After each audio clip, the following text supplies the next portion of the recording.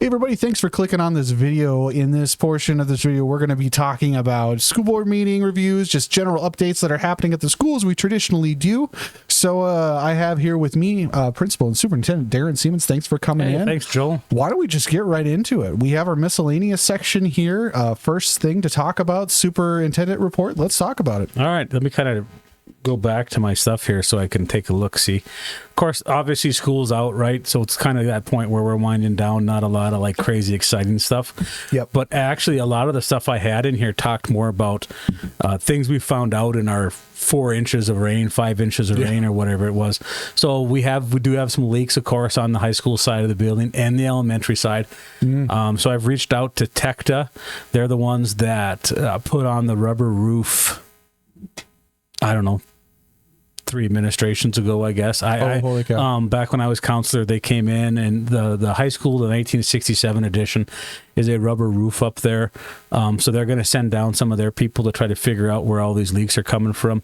Having been on that roof, I'm going to go up there and watch them this time because I don't know how you find those leaks.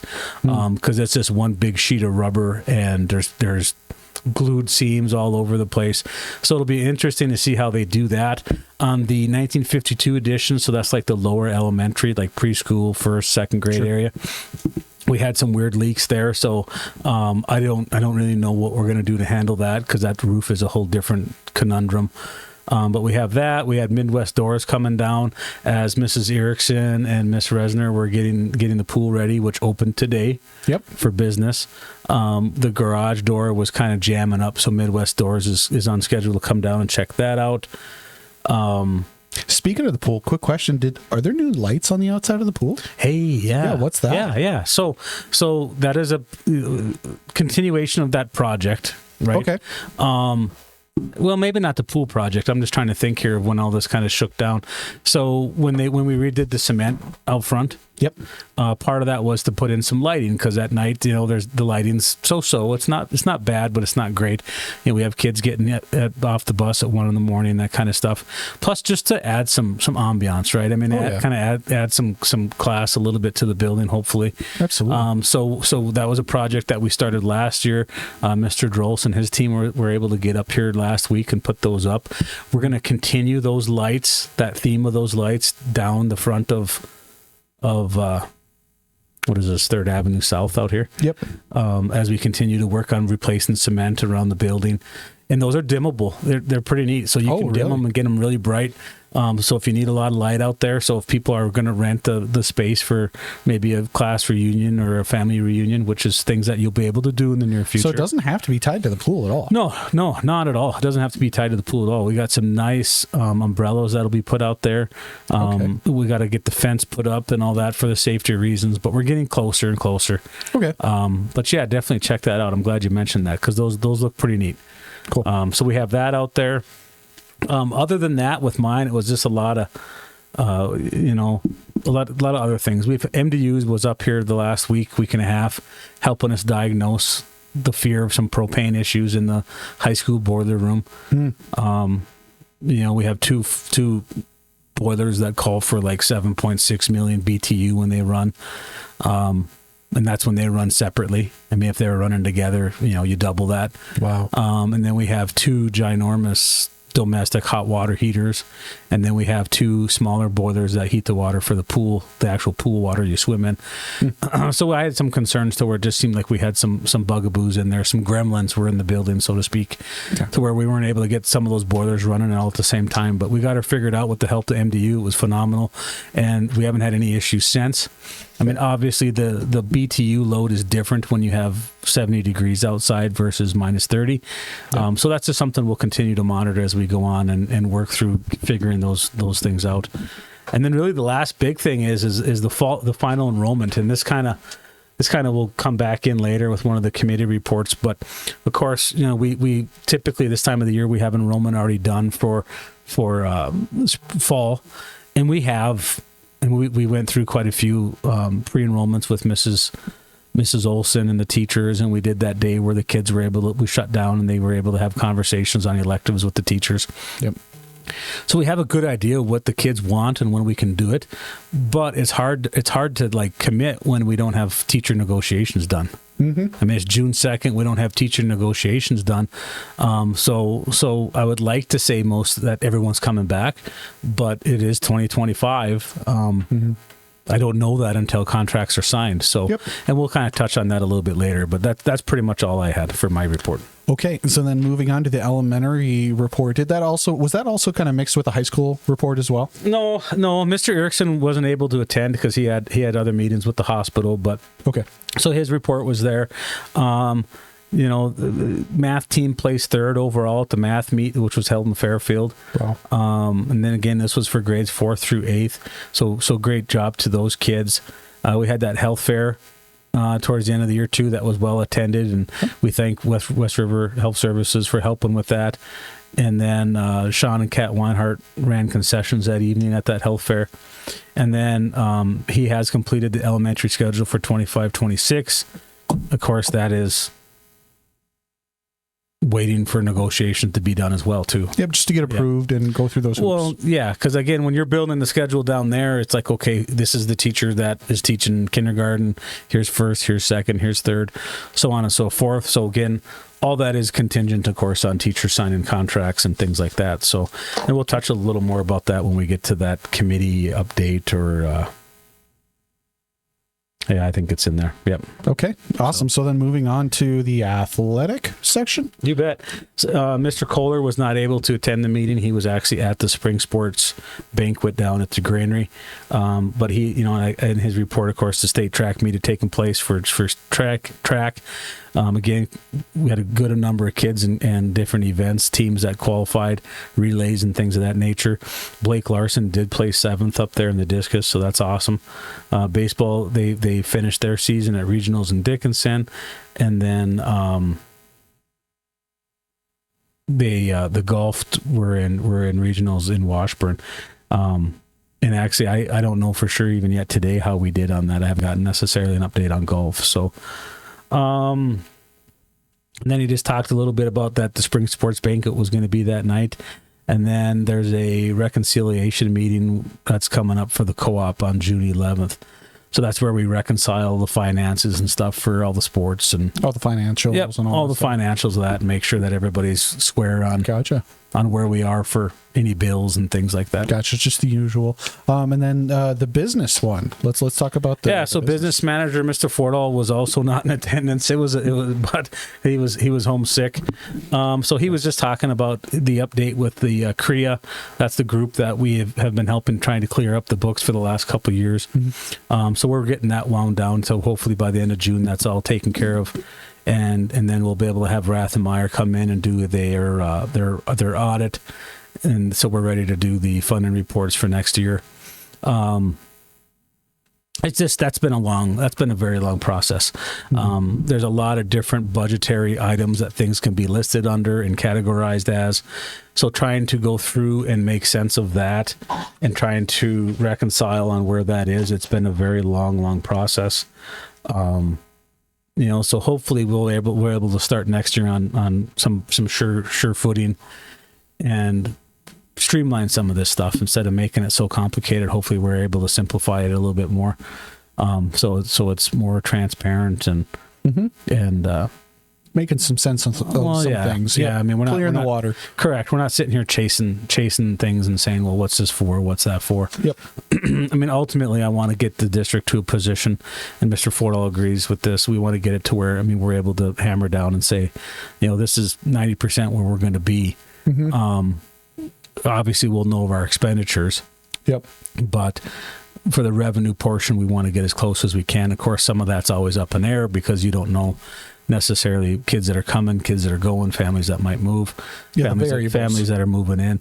Yeah, I mean, the variables for the revenue side are always kind of up in the air to within, about 90% accuracy. So we want to be able to hammer that down so we can start to do some of that long-term planning as far as where we see ourselves in 5-10 years as a district, so we can make more sound financial decisions and choices. Then just create some stability as well, Ultimately, I mean, again, this is, we'll be talking about finance committee coming up, but maybe that's fine. I mean, the next thing is the finance committee.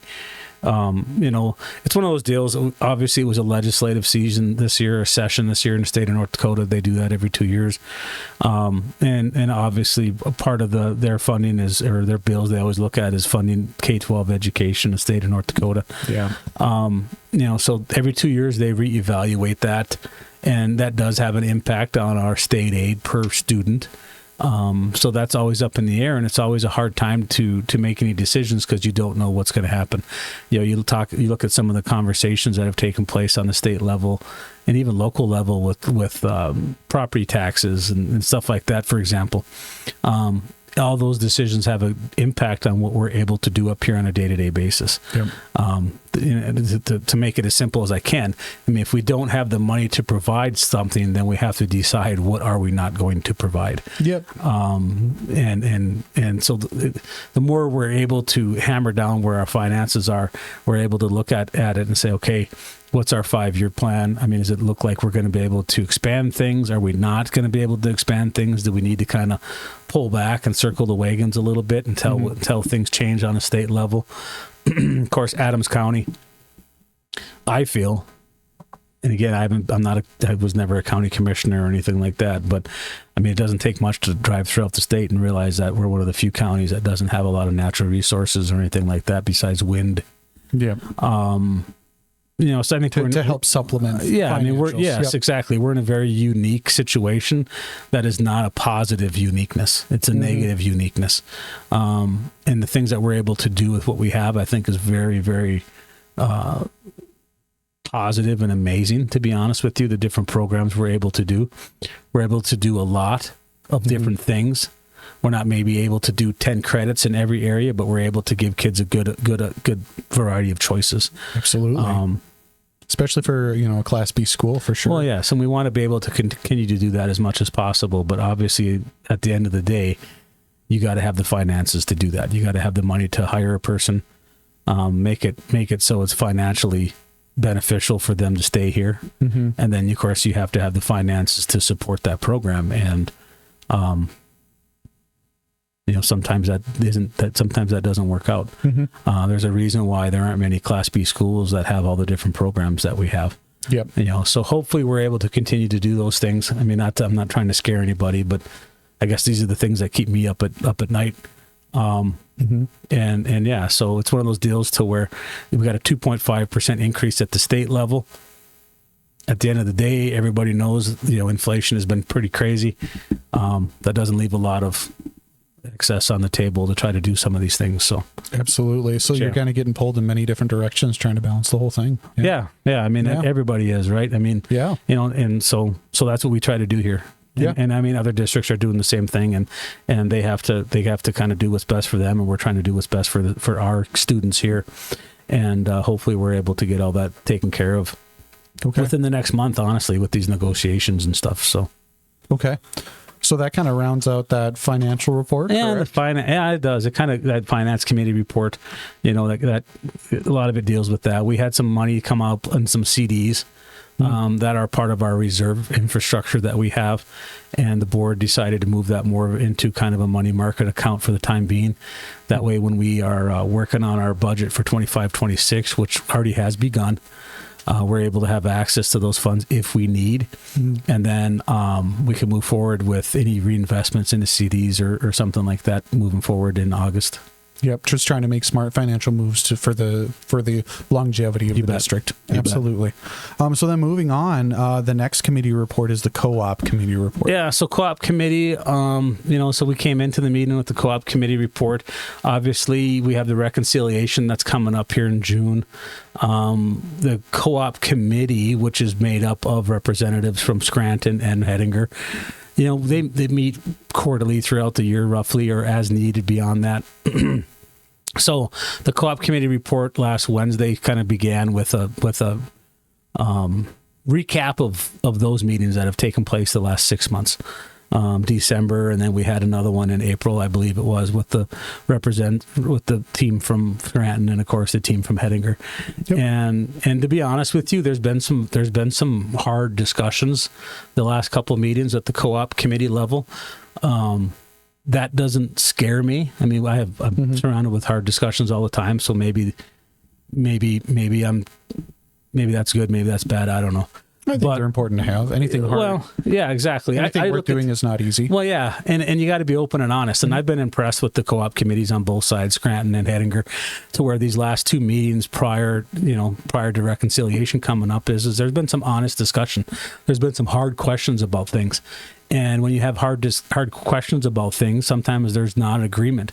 That doesn't mean there's not going to be agreement. It just means there needs to be time for people to stop and think about, well, I never thought of it that way, or I never looked at the co-op agreement that way. Yep. And I feel that's kind of where we're at right now. So as this meeting last Wednesday took place, and the co-op committee members were trying to let the rest of the board know, this is kind of where we're at. We've had these hard discussions with Scranton, going both ways. Both schools have some wants and some needs that might impact that agreement. It just kind of turned into a very large discussion about, well, what do you mean? What kind of things are you guys been talking about? And I mean, ultimately, the percentages is always something that both schools talk about, and those percentages obviously have a financial attached to it, right? Again, the reconciliation is based upon percentage of participation in sports, but those same percentages have an impact on, like, how many games do you get to host? How many games are here? How many games are there? Those types of things. Whose AD is the AD that makes the decisions at the state level? What do you do when both schools need to put money into a football field or put money into a gym floor? So again, it's been honest conversation, with very hard questions that have an impact at the end of the day, on finances, and have an impact on where we're hosting things. And right now, I feel that we're probably at a point where both schools have some things they want to bring forward. How that's going to come forward, I can't answer that. I'm not the driver of that bus. But I can say I appreciate the fact that these co-op committees are finally having open, honest conversations. Having been on the sidelines of this thing for a long time until I was superintendent, I always kind of felt, and then this is just my viewpoint, I've always kind of felt that at times, things weren't said that should have been said, and then everybody leaves the meeting, and all of a sudden, we should have said this. Background check. We should have said this, or we should have said that. And it's like, I get it. I didn't get it until I became superintendent. Even when I was principal, sometimes in those meetings I would zone out, because it's like, well, I don't really need to listen to the kitchen talk because I'm not in charge of the kitchen. I didn't need to really listen to the co-op talk, because as a high school principal, I didn't even have a seat at the table. That was for our superintendent and AD. So even in those conversations, I kind of like, well, whatever. I mean, I'm not going to. Anyway, but during that, it's like sometimes it's like, okay, they should have just had an open, honest conversation. Just say it. Just say it. Nobody's there with the intent to hurt anyone or anything like that. I think it's really good to do that, because you're preventing it from turning into a bigger monster. If Correct. You don't bring it out loud right away. I agree. The problem is, I don't think neither one of these communities are used to that. Well, I'm sure. Well, that and if you really think about it, co-ops aren't super old. They're still kind of new. Yeah, totally. I mean, when you talk about celebrating 125 years as a school or something like that, and you say, oh, we've been a part of this for 13 years, or 13, 12, I can't remember what it is. Maybe 14. Yeah, so it's one of those deals to where they said what, and it's like, well, hold on, just slow down a little bit. I mean, you have adults that are finally being honest and not afraid to, like, well, I got questions on this, or I got concerns about that, and I get it. Change is scary. I don't even know if things are going to change, but ultimately, I applaud both co-op committees for bringing these things to the table and finally talking about them, and having the courage to say what's really on their mind, because. If we're going to make this thing great and do good things, we got to be open and honest with each other. That doesn't mean we're going to agree. It doesn't mean we're going to agree, but we sure can't work out any problems if we don't talk about them at the table. So I look forward to hopefully having more of these types of conversations. I really hope we continue to do that at our school board level here as well, because I think it needs to be open and honest, and nothing gets done when you can't talk open and honestly around the table, and hopefully that's just something we can continue. So that's part of that trust thing. You're building that relationship, and you want to keep it strong. It's got to be honest. That's just it, man. I mean, any discussion that you leave And then you hear later on, well, they said this when it was done. I mean, I don't care if it's a couple buddies downtown. You're going to sit there and start to question it and say, well, why didn't they say, well, that was there? How come they didn't come and ask me? So again, I feel that this is a good step in the right direction for building that trusting relationship. Part of the process. But again, part of that process is people aren't used to this. So it's gonna sound scary, and it may be scary at times, right? Because I mean, I don't like change. I'm an old history teacher, and I mean, we were just talking about Marmouth, and it's like, well, that would be cool. I would love to see what that was like. Change is scary sometimes because you don't necessarily know what's going to happen. I don't even know if change is going to take place. I just love the fact that they're talking about concerns they've had. Yeah. And sometimes talk just airs things and makes it better. And sometimes talk leads to a change. And at that point we'll continue to work forward and do what's best as we can for the kids that we're working with. So Awesome. That's my take anyway. Okay. Anything else on the co-op summary? Just taking a look here. Nothing really. Like I said, I feel that there might be some meetings coming up where there's some new things brought forward for them to look at on an agreement level, like percentages or something like that. Yep. I could see that may possibly come down the pipe here. I don't know for sure though, but I guess that'll be, if it is, it'll be advertised through our website and Facebook and KNDC and all that stuff. So awesome. Yeah. And then moving on to the next report, let's talk about policy. So policy, so there are a couple policies on here. Do you want to wrap them up now? Sure. So policy committee has been meeting. Of course, they meet all the time. One of the major functions of the school board is obviously finances and policy. So this board has done a really good job of trying to bring policies forward that the state requires, the state recommends, and supplementary things to make sure that they're up to date and they're current. Mm-hmm. So what we had is a couple policies of ours that were a couple years out. Well, I shouldn't say a couple years out. The teacher grievance procedure policy, DGAA, was just reviewed at the state level through NDSBA.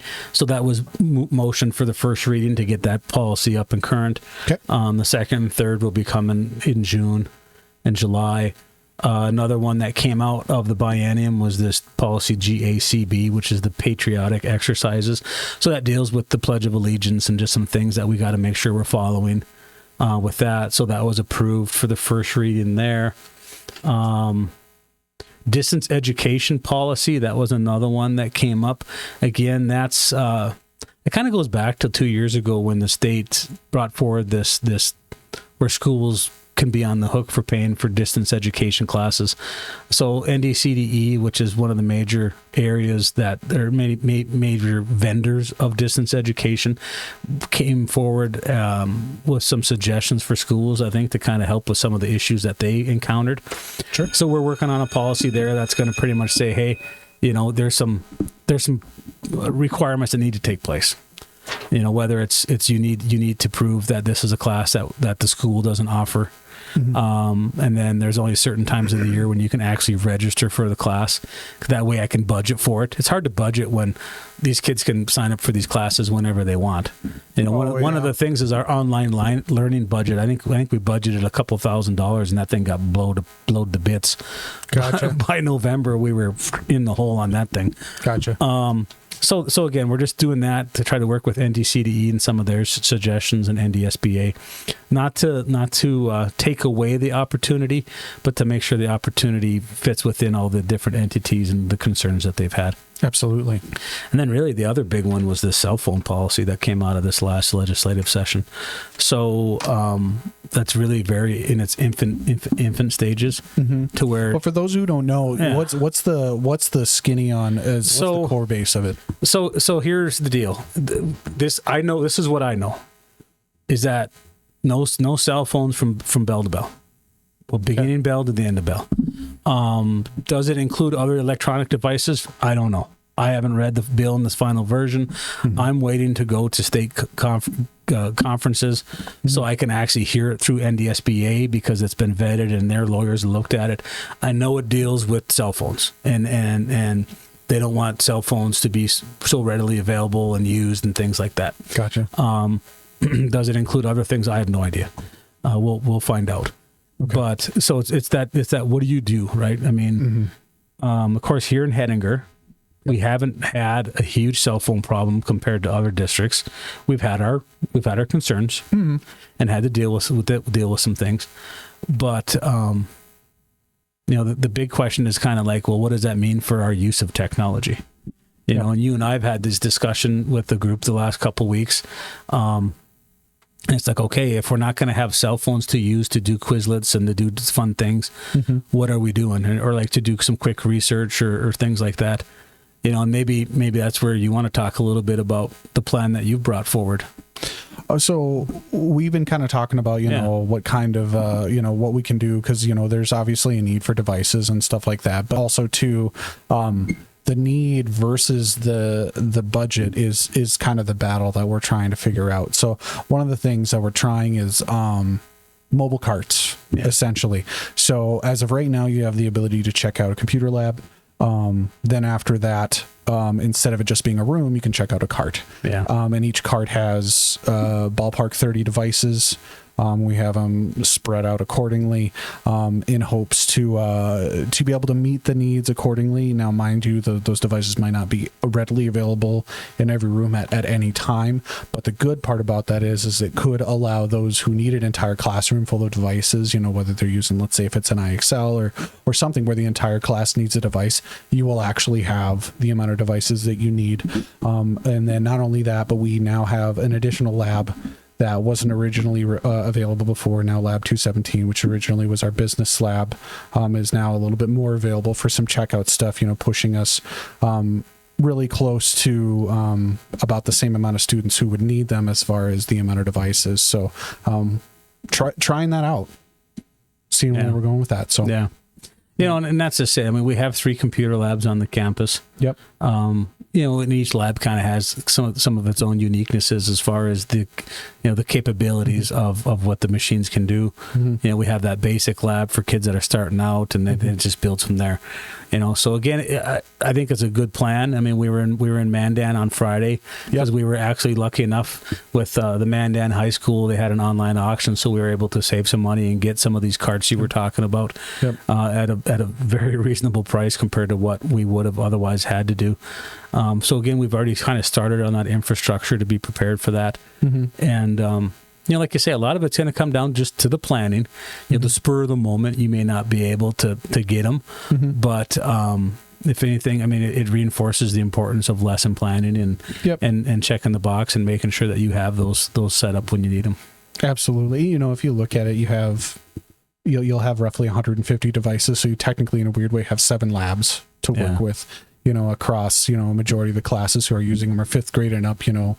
You know, so our hopes is that could possibly solve that problem. So, and we'll just have to continue to build and see what we do there. So, I guess that kind of takes care of the policies. Okay. Takes care of the policy. So then let's go on to the building committee report. Building didn't really have a lot. You know, last week we put out a bid for continuing the cement. That bid was awarded to David Perel to continue to work on the south side of the building and continue replacing that cement all the way to 8th Street. So that project hopefully will start sometime this summer. I'm imagining it's going to be probably late summer, just due to the timing of the bid and things like that. And then otherwise just continually looking at the building and the properties the school owns and what we can do to kind of keep things where they need to be. We do have a gentleman coming in on June 27th who's going to do some work on our bleachers down at the football field. I honestly don't know how old those are. They've seemed like they've been there for as long as I can remember. Wow. So I mean, we have they need some help. So we're going to spend some money down there. Not a lot, a pretty reasonable price to get those things. So they're looking good and they're safe. And then just continue to kind of plan. I mean, we have some water issues down there for some infrastructure that's just old and outdated.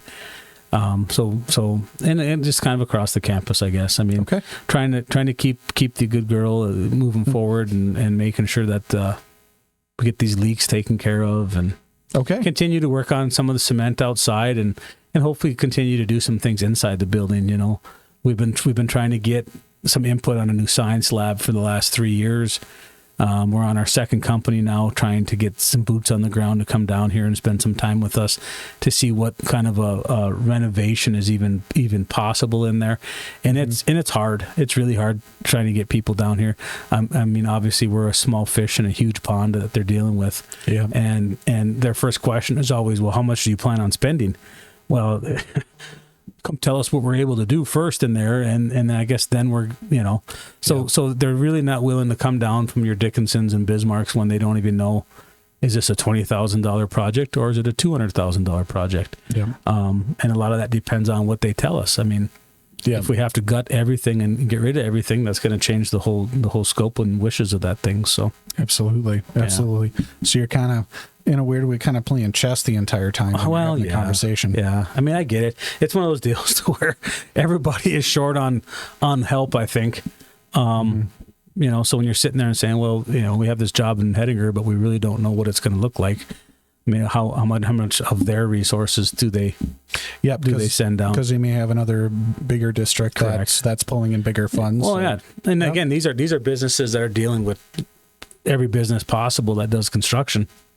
Yeah. So it's not just schools. Yeah. I mean, they probably have multi-million-dollar projects that they're currently working on. So trying to fit this little thing in there is maybe too much of an ask. But gotcha.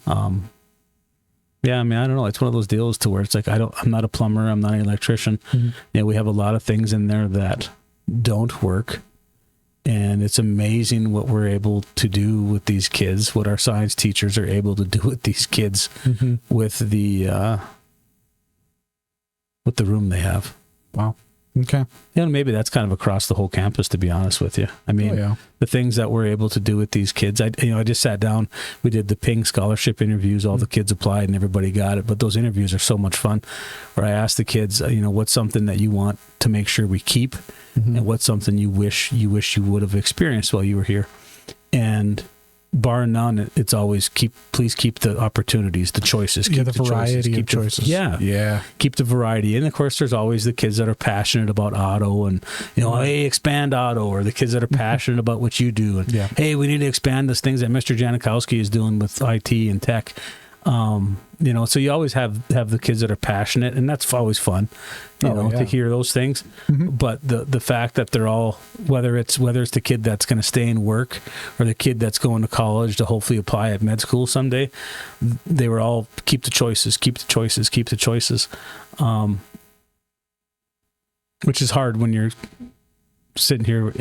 Nothing. Yeah, we already kind of touched on that. Yeah, we already touched on that. Yeah. It's just So when we're trying to do the best we can for the students, and sometimes the fear is that out there on the horizon, there could be some hard decisions coming down the pipe. Yeah, but anyway, absolutely. Yeah.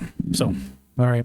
So then moving forward, and let's talk about the curriculum report, and then we'll get into so curriculum business. Again. We're just we did an update on our last pre-registration, looking at the opportunities we have. Mm-hmm. There's an opportunity where if the funding is there, we might be able to offer a chemistry class, which we haven't been able to do in a long time.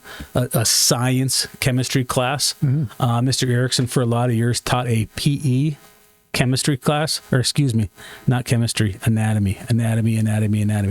Miss Block teaches chemistry, anatomy class. Yeah. And he taught that class like it was a science class. I mean, they did a lot of stuff, but it was a PE credit.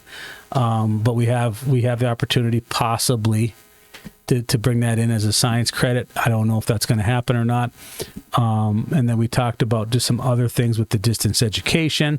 We talked about, is there a way to where kids can get credit for all the sports that they're doing to maybe relieve some of the pressure of a Phi Ed credit or parts of a Phi Ed credit? That discussion is still taking place.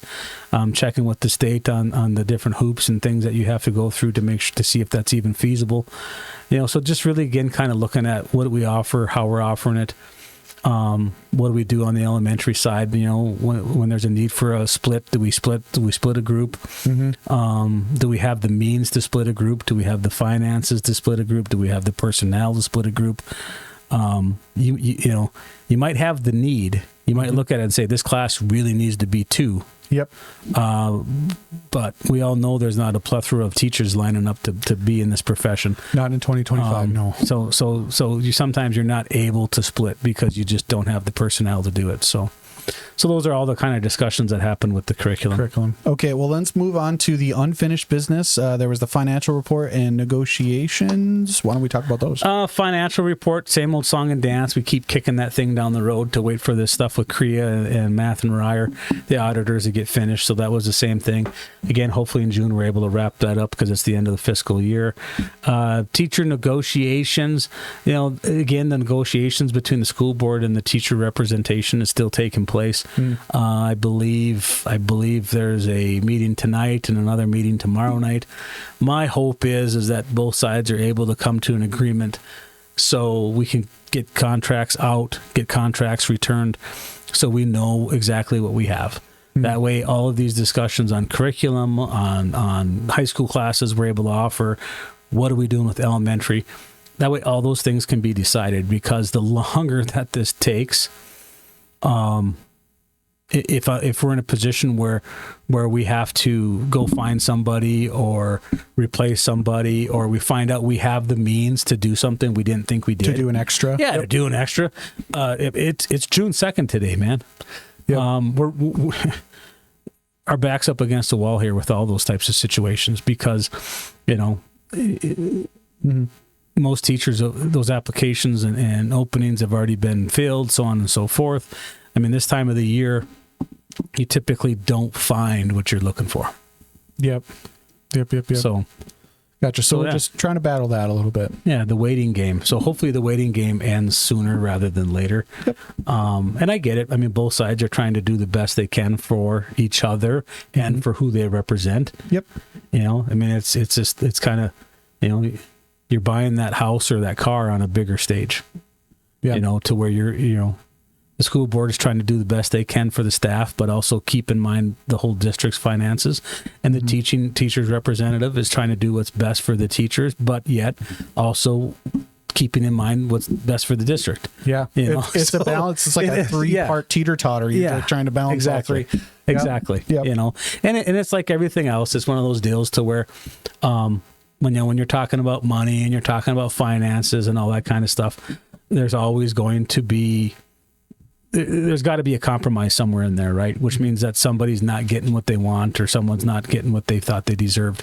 And anytime that happens, you always have emotions and things like that. Oh yeah. And I'm not trying to. It's very important to take that into consideration. But ultimately, I absolutely hate negotiations. I hate this time of the year, because there's always a wedge somewhere with somebody that it's created. And I hope that can be minimalized as much as possible, and we can get back to trying to work on what we're trying to do here at Hettinger. Okay. Awesome. So then let's go on to the last section. Hopefully we haven't covered these yet. No. The Armory Agreement. Yeah. So for new business. Yep. Armory Agreement. So that was the 25-26 Armory Agreement we have with the city. We pay roughly $10,000 a year to use that facility, albeit mostly for practices at its current state. We do have access. They do let us use the weight room. We haven't done that for a couple of years. We've just been using our weight room here with some help with some local people that have sought some grants. Mr. Tui's been phenomenal in finding grants and working with things to get us some equipment down here for the kids. Oh, yeah. And then just the logistics of getting kids down to the Armory and back here on time for their class. But we do appreciate that's an option, that we can use that down there. But ultimately we use it for practices. Down the road, could that be a place where something's of competition takes place? I don't know. That would probably take bigger discussions with the city, but yeah, we agreed to the 25-26 Armory Agreement. Okay, so that's what that was. Yeah. Gotcha. Yep. And then last thing I have on here, health, PE. Yeah, so that was kind of that discussion on the PE. Is there any way we can use some of the sports that kids are signed up for to help with a PE credit type of a situation, or a partial PE credit? So it's not a health We still want them to take that half a health class. I think that's more important now than ever, because it's not like the health class that maybe you and I had as a kid, where it was all about physical fitness and what you eat. It's about personal, mental, social health as well. Oh, it's very dynamic now. So the district still wants to keep that half a health credit, but what we're finding is that kids are in positions to where they want to take a college dual credit course, so they want to take a class that goes directly with what their wants and wishes are for what they're doing after high school, and that half a PE credit keeps getting pushed and getting pushed and getting pushed, and it's like, okay, what can we do to help accommodate for those kids that are going above and beyond our 23 credits, albeit it's in dual credits and it's in specialty areas? Is there anything we can do to help take some of that load off? Because ultimately, they're not doing it because they're just sloughing it. They're not getting it done because they're taking so many other classes. Yep. So it's a good problem to be in. Again, not all change is scary. It's a good thing. I mean, we have kids that are doing a lot of good stuff. So the board is trying to figure out a way to try to support that. Okay.